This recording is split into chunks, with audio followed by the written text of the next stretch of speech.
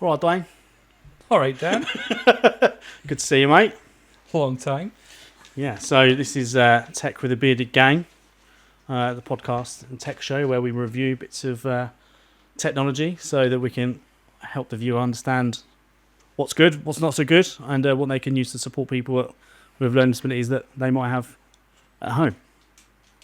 Absolutely. I looked at some great tech. So, Brilliant. So today we're going to have a look at the Autonomy app. So, Dwayne, you've been having a look at the Autonomy app over the weekend, haven't you? I've been having fun with it as well. Have you? There's actually some really good things on there to learn that I have not a clue about. So, will I run through it? Yeah, tell us what it is. So, in a nutshell, it is an app that links to videos that people can watch and learn skills. So, just going through what I've got here, I mean, making cheese on toast. Yeah, Life skill. you don't know how to do that one yet. Well, I always burn the cheese, So it's, but no, I mean, it's got changing bed sheets, cleaning. It's got the light skills you'd expect, Yeah. but it's got those kind of other things in it. The favorite one for me, if I can find it again, is making a microwave chocolate pudding. Right. Okay. Yeah. That's Did you do that one over the weekend? I didn't have you need flour. I'm not good at organising. But yeah, it was really interesting to use it because it gives you a video. Yeah. You watch step by step what's needing to be done, and you can be doing it at the same time. You can pause, obviously, as you're going through it. So I found it actually really good. So the whole point of the app really is around learning skills through video then. So it's an education-based app with systematic instructions. So it teaches you step by step what to do for each of those tasks. Is that right? Absolutely. And it gives you different examples as well. Right. So it does say, I saw earlier, like different versions of tumble dryer, for instance. Right, okay, yeah. So it will bespoke it to whatever it is would be within your household, which is very good. Makes a lot of sense. What I did like about it as well is that I think we spoke to the company. We did, prior, yeah. And the fact they can add to it. Well, as in add different videos? Yeah, so they can have conversations with individuals and they can add to it and they're forever adapting. I thought it was very handy as well, yeah. I think you've got some of the stats on it, have you not? I don't know if I've got stats necessarily. So I know that they've got about 600 users. So they launched in about 2017. 600 users. Over that time, they've had about 1,600 people use it across the board. So it was not bad numbers, to be fair. But what I like about it is that it's the development coordinator role that they have involved in that. So obviously, if you're supporting somebody, you don't just have the app as a standalone. It has to be blended with that face-to-face interaction with an individual, right? So the development coordinator will have a role around setting review dates for how people are focusing on the app. It will have around setting new goals, assessing people's progress, and helping people really get consistent with using the app. Because what we'll probably find is people have things like this, but without someone who's continually championing it and pushing it and making sure people are actually using it, the usage is probably going to drop off a little bit potentially. So that's a person who, like an actual person, they can do remote, catch-ups, or they can do face-to-face catch-ups with someone. And what Will, the CEO, was really keen on making sure was that that's a really active part of the service. So without the development coordinator, the app just wouldn't be as successful as it is. Do you know what I mean? Because actually they're helping you drive that forward. It's good for feedback. I would say so. Yeah. Having someone there all the time doing it. I mean, you'd be very quick to adapt it. Then if you found that an individual just wasn't engaging with it for whatever reason, would it be due to their difficulties? Yeah, absolutely. So, and also what they do is they establish a baseline. So almost like a baseline assessment. Do you know what I mean? So they see where people's skills are currently, and then they put different skills in that app through different difficulty levels, so to speak. So you've got your comfort zone, your stretch zone, and then your future zone. So your comfort zone would be making a cup of coffee maybe, or skills that you know that you can do without really much help and support from anybody else. In your stretch zone would be like your learning zone. So it's skills that will challenge you, and you'll need practice with, but you'll be able to do with a little bit of help. And skills that you can learn. And then your future zone is kind of everything else. So might be slightly more complex skills, might be skills that you've never tried before or you never tried to attempt.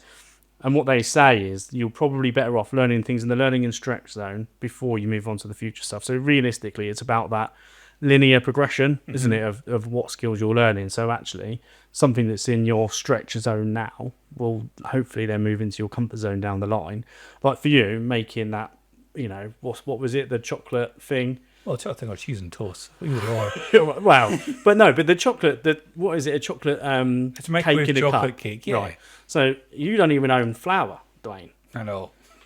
So that's going to be in your future zone, isn't it? Because one, you don't bake. Two, you don't own any flour, right? So actually, what you're going to have to do is go out and buy some flour, and to move that from your future zone into your strict zone. And it's a new skill you're going to have to learn. I'm feeling judged, but yeah, I get the point you're making. Maybe buy some flour when it's judge you. It's great though that if they've got somebody there doing it, and the video which is consistent. Yeah. I mean, that has to help with the learning process straight away. The fact that it's the same face, same video. Yeah. Well, that's what he said, to be fair. So he said the Autonomy app, it kind of acknowledges some of the faults in the support worker market. So you and I both know from experiences, don't we, that when we recruit support workers, you have some brilliant support workers that will stay a really, really long time. Actually, the turnover in the industry is a problem, isn't it? The retention of support workers is really, really difficult. So actually, if you've got a support worker that stay in for 18 months, 3 to 6 months of that is going to be them learning the individual, learning their own skills around being a good support worker. Yep. And then learning how to teach somebody else those skills, right? So you then got 12 months maximum of that person being a really good support worker for someone before they then move on, or there's a different support worker, So actually, that app gives them the consistency to say, this is how we're going to learn that skill. Yeah. I think that helps with large care groups as well, because that's the issue I had working in care, was like some of my teams could be 8 people. Yeah, 8 absolutely. people with different skill sets or different approaches to doing things. How can you help? Well, it's assuming they've got the skill in the first place, isn't it? Yeah. Because actually, and if you think about it, I became a support worker when I was 18 years old. Like I didn't know a huge amount. Like I could cook an egg, and I could do some basic level of cooking. But some of the things on that app, I would probably have to use myself to be able to. And then I'm expected then to teach somebody else how to do it. Yeah. Without any kind of skills necessarily, or no life experience at that age of my life. No, and I've been the same. My life skills at 18 were rubbish. Yeah, I think I was still using my mum for washing. You still do you? Yeah. It is like some of the services I used to work in, like also me being based in Scotland, we have always done a very positive approach to what we call active support. I'm not sure what you call it down here, but very much promoting people to do what was within their skill base to do. Yeah, absolutely. But then trying to improve that at the same time. But there was never really anything in place to do that. Yeah. Other than reliant on what your staff team knew. Well, kind of the whole point of being a support worker, isn't it, is to develop someone's skills to make yourself redundant at that point. Yeah. And we know that people with really, really complex disabilities, they're always going to need a bit of additional support. But the more that we can help them and use tools to help that process, then the better, in my opinion. Should we have a bit of a closer look at the app, Dwayne? Because what I've got here is this scanning function, so how to make a cup of coffee and how to lock the door. Right, okay. So these are some QR codes. So I think in the earlier iterations of the app, what they would do is send you loads of stickers that you could put around the home. So the person using it would then be able to use their own phone or their own device, point at the kettle, for example, and they would would automatically come up with their video of how to make a cup of coffee. Right. The app still absolutely does that. I don't know whether or not. It sounded to me like that's not used as much when I spoke to him. Trying to remember. I think it's difficult as well, though, because you're trying to put stickers everywhere. Yeah, it's not that personable, is it? No, but I can see it would be beneficial for those who aren't going to sit and scroll through. But it does have a search function, which is ideal. Good. So you can find what you need to find. I've not tried that bit yet, but I'm sure it can find coffee. What do you want to do? You want to try scanning it, see if it works? Yeah, have a scan and see what it does. Right, let's see. Open my camera. So this is an example sticker for you, Dwayne. I think you have to scan it through the app, not through the camera. Oh, now you tell me. Oh, there we go. Podcast material here, guys. Thanks, mate. Cheers. Oh, here we go. There we go. How to make a coffee. Brilliant. Turn it up. You need to find the equipment. You'll need I don't think we need to play the whole video. So, who do you think then, Dwayne, that would be the main target audience for that app? It would certainly need to be individuals with, I was going to say certain levels of capacity and understanding, but to be fair, there's skills here for everyone. So I think yeah. we would have quite a large target, unless it was somebody who just is unable to do. We've worked together. We know there are certain individuals that do need staff to do pretty much everything. Yeah. But I think, so I used to work in outreach services. Right. So a lot of them would need skills around. We used to do like shopping, looking at best before dates and things. Oh, right. Yeah. And there's stuff on here There's a for skill on exactly. that, isn't Yeah. there? So that perfect. We used to do it was supported living, but again, it would maybe be no more than 30 hours a week support. So these individuals can do certain things for themselves. Yeah. But again, there's development needed. Yeah. And I think looking back at some of them, if we were to offer that kind of support, you wouldn't need 30 hours a week of staff looking over the shoulder while they do simple things like prepare breakfast, do dishes, Yeah. all that kind of stuff. What do you think? Is there any standout? Yeah, I mean, I think people with sort of really, really complex needs that rely on other people to meet their everyday to anticipate their needs, that it might be a bit more difficult for people like that to use this, but there might be some skills on there that that would be more suitable. I think it would be really across the board, really, wouldn't it? I think it's definitely open for all. Like I used to support a gentleman who, on the face of it, needed staff to do a lot of things, but actually could put clothes away, could do certain things. Yeah. And I think that shows that there's a level of skill that to show other things would be helpful. Yeah, absolutely. I mean, I suppose the whole point of this really is to help people scaffold back support. So whilst you might have direct care and support where it's like, we're going to help you put your clothes away today, or we're here to help you make a cup of coffee and make your dinner. Actually, what this is planning to do is help people to scale that back a little bit, isn't it, really? So actually, the more we teach you to be able to manage yourself, the less support you need, the more independent life you can live. Which is brilliant, because we already know that there's sometimes over-supporting that occurs from not understanding what people can do for themselves, and it's giving them a chance to see what they can develop. Yeah. So I've got the costs here, well, the rough costs anyway. So what they're telling me is that this costs less than 2 hours of support per week. Right. So it would be commissioned in a way where a local authority would, commission a care provider to provide X amount of hours of care and support, and then additional support from the Autonomy app. So they will, a lot of local authorities will bulk buy licenses, or it will be paid for through transition costs. And then there's sort of a scalability savings with, so if a local authority buys 100 licenses, it's going to be a bit cheaper for the local authority to manage that. But I can see how, with that costing less than 2 hours of support a week, so what we're saying, probably around 35 quid, would you say? Yeah, give or take. I think what average we're chatting about this the other week actually. That average what 20 to £30 an hour. Yeah, support. Yeah, about that. So yeah, but I reckon you'd be able to scale down support by more than 2 hours if people were using a lot of those skills.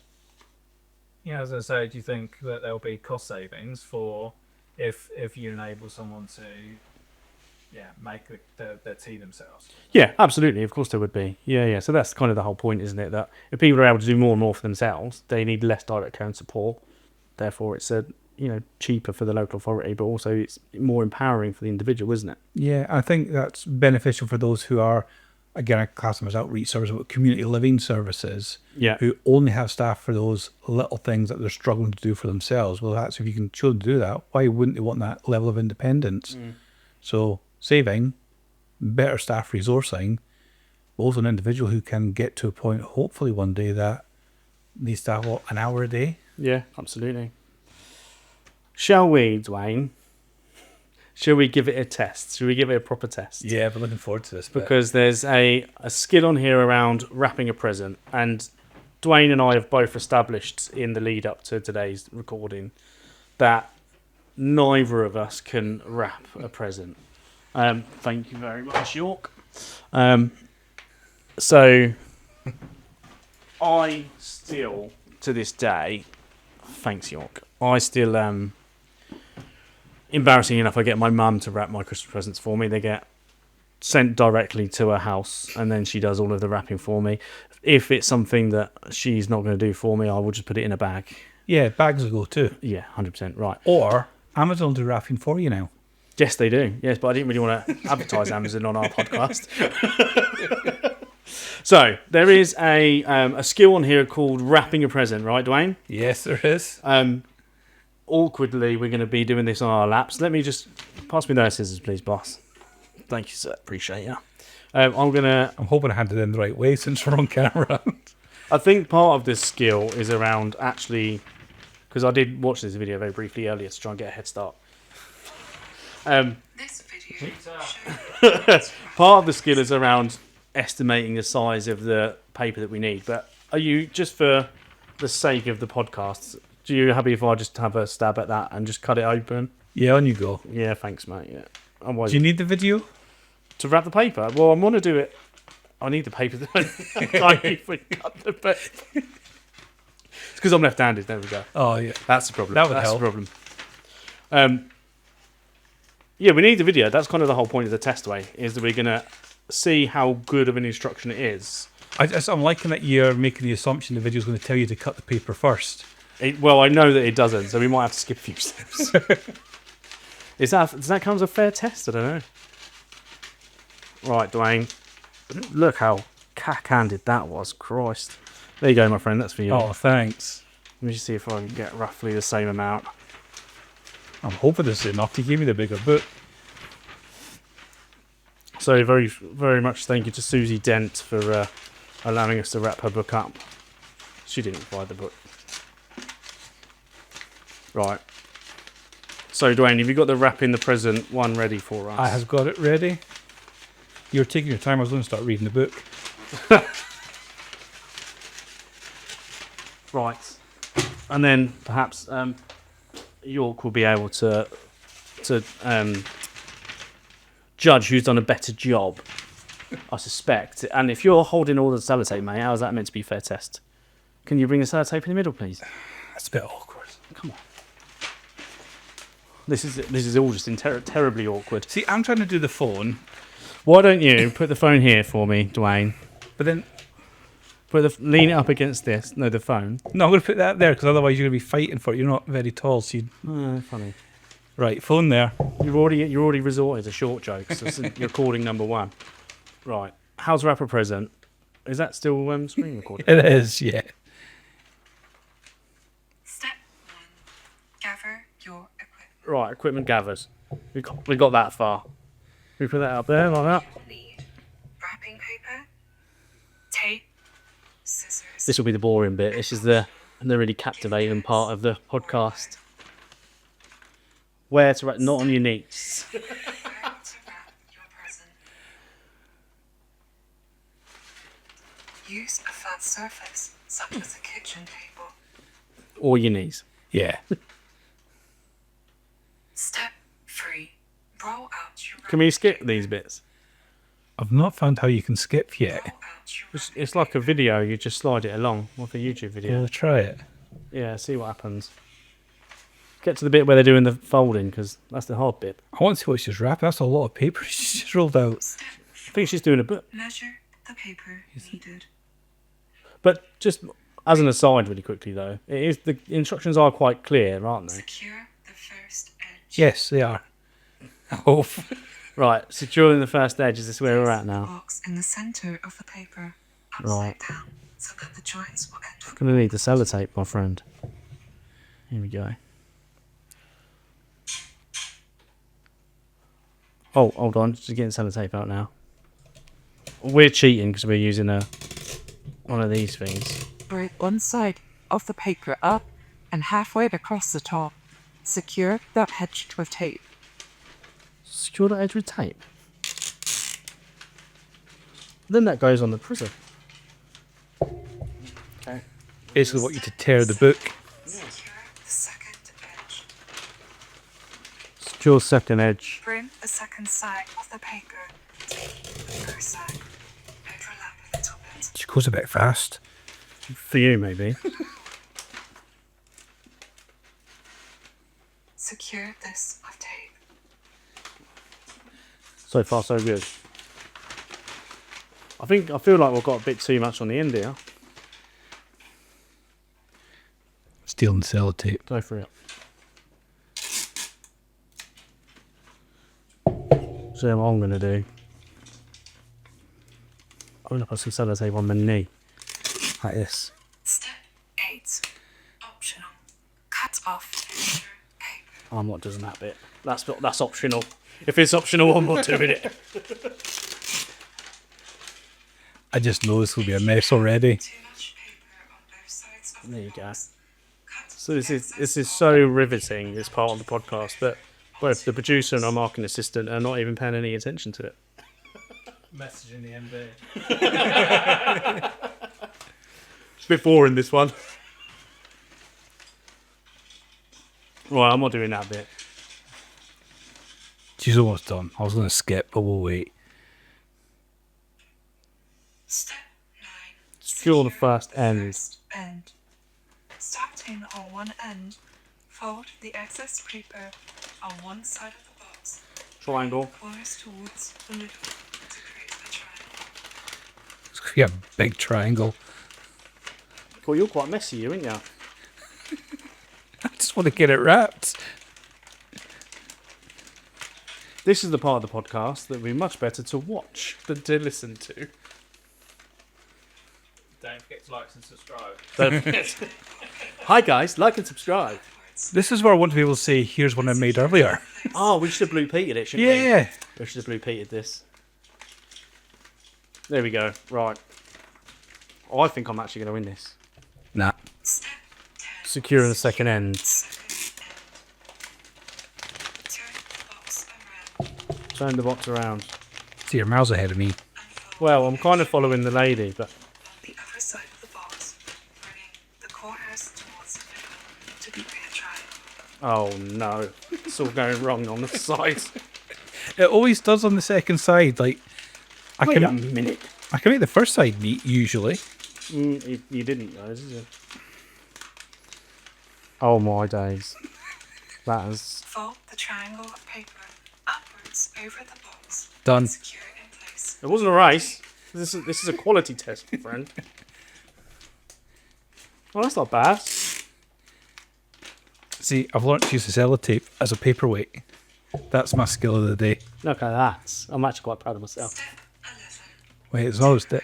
Your No. present. Oh, I'm not decorating it. Let's have a look at this side. This is the side that's important. Check the corners, please. Check his corners. I'm going to turn this off. Not bad. Not bad. Thank you, sir. I've got to say, for someone who normally gets his mum to do it for him, that's actually impressive. Yeah, I think there's a clear winner. Well done. Do you know, I was just about to say, though, if my mum does watch this, she'll never, ever do my rapping again and she'll make it do myself. So I'm glad that I've lost. And my prize is a Susie Den book. You can have that, yeah. I'll print it all. Cover to cover. Right, so, Dwayne. Final thoughts on the Autonomy app. How did you find that, first of all? How did you find using the video? Obviously, for us, maybe is a bit slow-paced, I would say. Yeah. Although I was struggling to keep up a little bit. And space. And, yeah, obviously this is not the Yeah. ideal situation, is it? It's good. I think, though, what we've discovered is a skip function would have been good. Yeah, or like a 10-second. Yeah, some just to wind it forward a bit. But, I mean, it was instructive. Yeah, The image is clear on the video. it is. So, And I like that it's an actual video as well. I think that's quite Yeah. helpful, isn't it? Because it's a real life example. It's not an animation, which we see a lot of. It's not, like an AI generated. It's a proper video, which I like, which is really, really relatable for the people that we'd be supporting, isn't it? yep. I think the thing I like about it as well, though, we obviously chose this for a bit of fun. The rapping present bit. Yeah. But it's a skill. It is It's a skill that yeah. anyone can learn. I think that's the big takeaway for the app for me, is that it's different levels of skills development from cooking Absolutely. things Yeah. to wrapping present.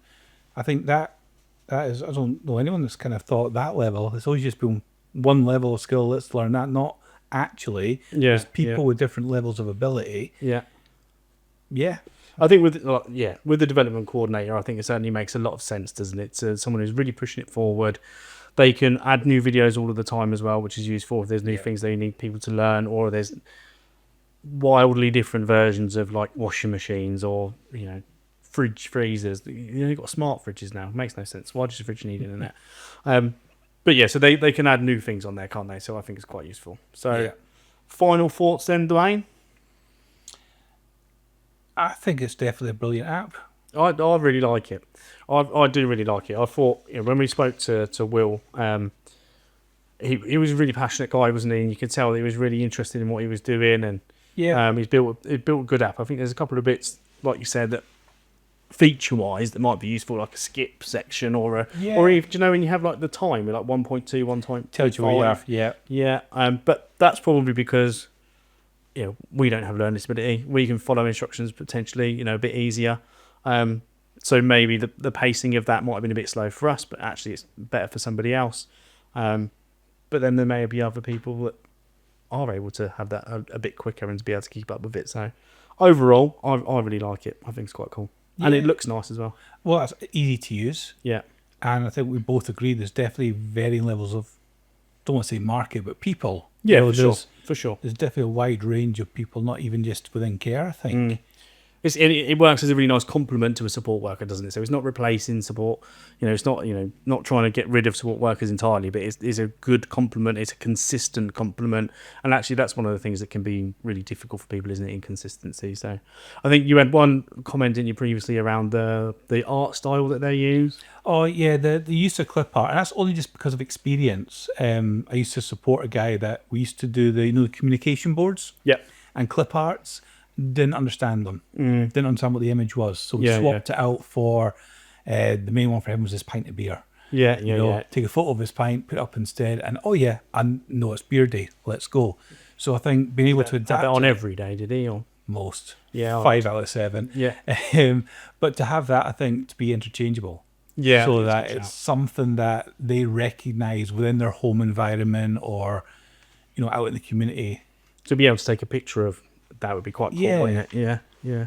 So that was kind of the only kind of thing that stood out for me. But I think we both decided from working in care, we know a lot of people who would benefit from it. Absolutely, yeah. The big thing for me as well, though, is staff using that with the person. If we have a case where staff are using it themselves, It's that's very great real, bonding like, exercise. good interaction, Yeah. positive interaction. Lots of like encouragement for the person. Yeah. Brilliant, fantastic. Well, ladies and gentlemen, that was the Autonomy app. Thank you. Good to see you, Dwayne. You too.